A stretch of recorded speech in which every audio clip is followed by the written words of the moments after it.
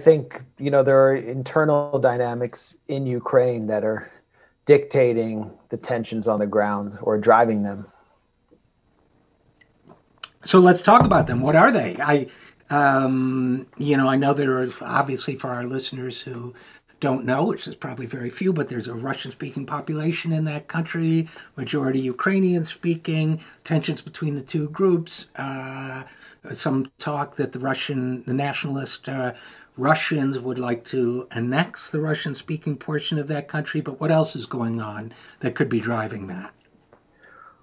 Well, the background to it all is this 2014 coup, which the U.S. clearly drove. I mean, you saw Victoria Nuland is back in the State Department, wife of the neocon Project for a New American Century architect Robert Kagan, and John McCain, and Jeffrey Piat, the U.S. ambassador, openly in Maidan Square, pushing for the coup. The leaked phone conversation of Nuland and Piat determining who would serve in the Ukrainian government, Biden coming in 2015 and acting as the kind of imperial lord of Ukraine. All of this background is significant because a oligarchic nationalist government came into power on the heels of the burning alive of Russian-speaking Ukrainians who were protesting the coup in Odessa.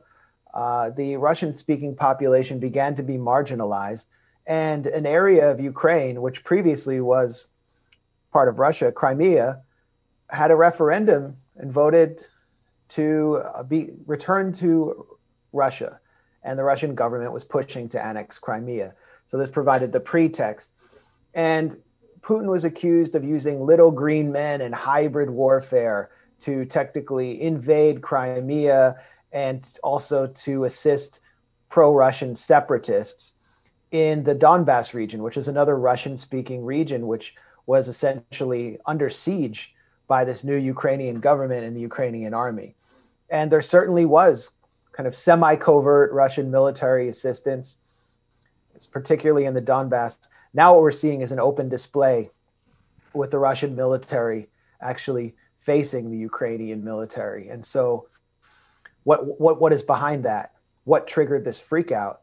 Well, a nighttime comedian, or even not a nighttime comedian, just a comedian who hosted a very popular reality show where he impersonated the president of Ukraine, Vladimir Zelensky, was elected on a campaign to fulfill the Minsk Accords with Russia to bring peace. The Ukrainian population was sick of this endless kind of trench war in the Donbass region where a few artillery shells would fly over the lines every few days and kill civilians. And the Ukrainian military, they're basically being used as bullet stoppers by the US to turn up the heat on Russia. So they're sick of it. Zelensky comes in, and now he's completely abandoned that any plan for peace. He is now posing as the war president in order to win over hardliners in Kiev as his popularity slips. He has been banning opposition media, which the US calls Russian propaganda stations, which are just simply privately run opposition media, which cater largely to the interests and sensibilities of the Russian-speaking population. He's just shutting them down. And the State Department has openly supported this anti-democratic shutdown of opposition media. In addition, he has been sending armor and troops to the border for weeks. I mean, there's plenty of video online, if you want to look for it, of Ukrainian armor being sent to the front. He has also issued a formal declaration calling to return Crimea to Ukraine. So basically to retake Crimea by force, which is absolutely militarily impossible. The Ukrainian military would get wiped out like the Georgian military did in South Ossetia in 2008. There would just be a brutal combined Russian artillery and tank assault. But he's doing that to cater to the hardliners, the ultranationalists, and to shore up his domestic base. And so we saw Zelensky recently visit the front lines, of the Donbass. And on the other side, the pro-Russian side, the sort of patriotic pro-Russian militias took surveillance footage of a literal Nazi flag, the flag of the Third Reich, waving over Ukrainian positions as at the same positions that Zelensky had just visited. So all of this looks pretty terrible from a Russian point of view. Ukraine has announced its intention to join NATO, and Russia has brought its own troops to the border.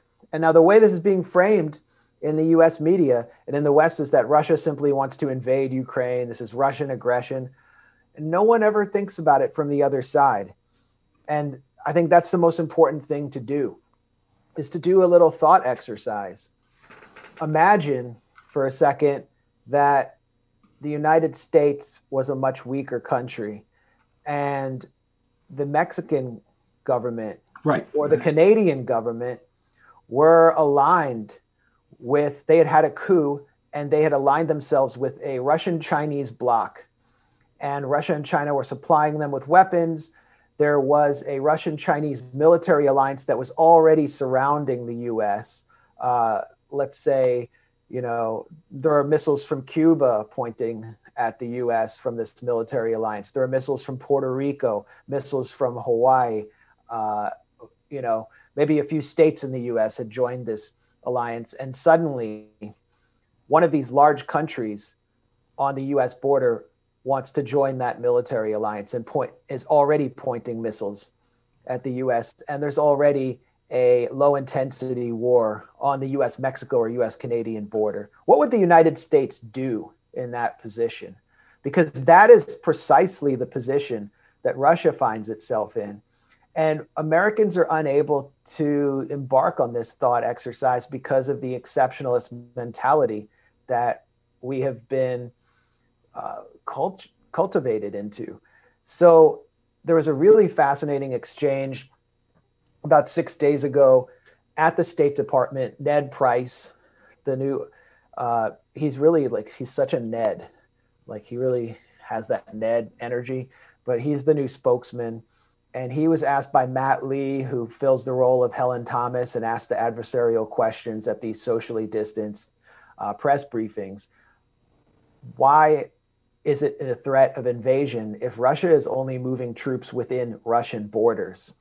If you look at mainstream media, New York Times, Washington Post, whatever, you'll think that Russia actually is conducting exercises inside Ukraine.